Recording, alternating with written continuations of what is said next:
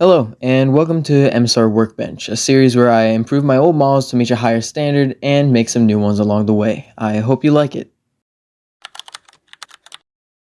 I knew the first engine I was going to remake was Tim. Between him, Albert, and Jim, he is the most commonly modeled in 009, and for a good reason why. He's very simple in design. Since Tim's side rods are all covered up with his tram skirts, you can basically use any chassis you want for when modeling this thing. More importantly, the Kato 11109, which is a great chassis. It's cheap, it's well running, it's reliable, and easily obtainable. You can find this thing on Amazon for like 25 bucks. That's a steal. Now, when it comes to modeling Tim in this scale, it really comes down to two options. The first one being a Gem Vari kit, which is what the Reverend used. Now, Gem Vari kits are not only very hard to find, but they also have lead in them, so I decided to stay away from these. There are better alternatives in the modern day.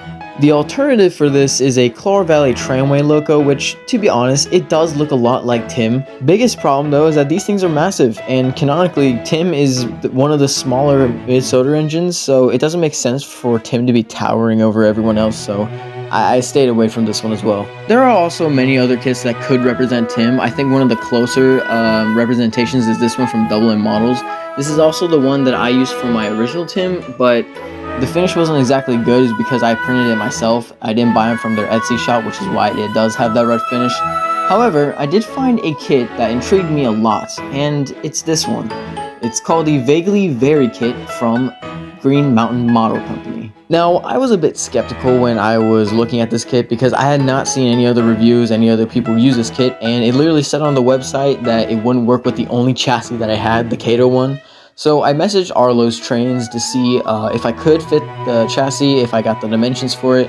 So he replied back to me with an underside of the Fusion 360 model, and it turns out it's just a hollow space underneath the body shell, so it's not made for a specific chassis. You really just stuff anything in there. And I thought that if I cut down the unnecessary plastic on the Kato chassis, I could probably get something out of this. So I caved in and bought two.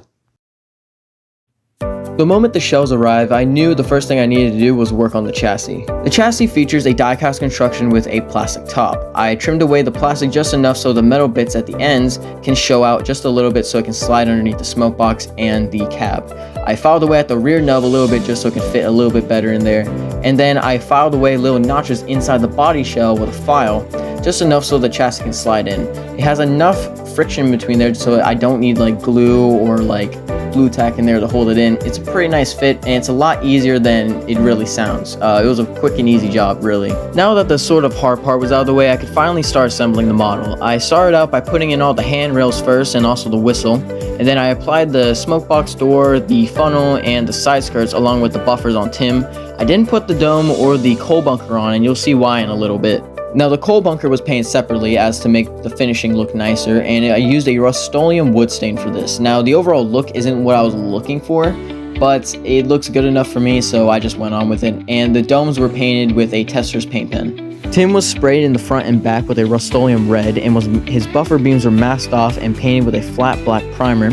And I brush painted a apple barrel matte black on the smoke box and the buffers. You can't really tell in these pictures, but they do give off a separate finish from the rest of the black. I've never lined any of my models before, but that's going to change today because I used these N-scale Burlington Northern Business decals to line Tim up and give him his name decals. It was really tedious, and quite honestly, the finish isn't as good because I worked on another model after this and I got the finish a whole lot better. But you know what, for the first time lining, I think it looks pretty decent. I'm pretty satisfied with the model as a whole. And yeah, that's Tim. I'm very proud of this model. I cannot overstate how much I love this thing because it really shows off how much I've grown as a modeler. If you watch my first custom video way back a few years back, difference is night and day. If you want one of these kits yourself, I will have a link to Arlo's store and Twitter down below, link in the description. And with that being said, I hope you guys enjoyed and see you guys in the next one. MSR out.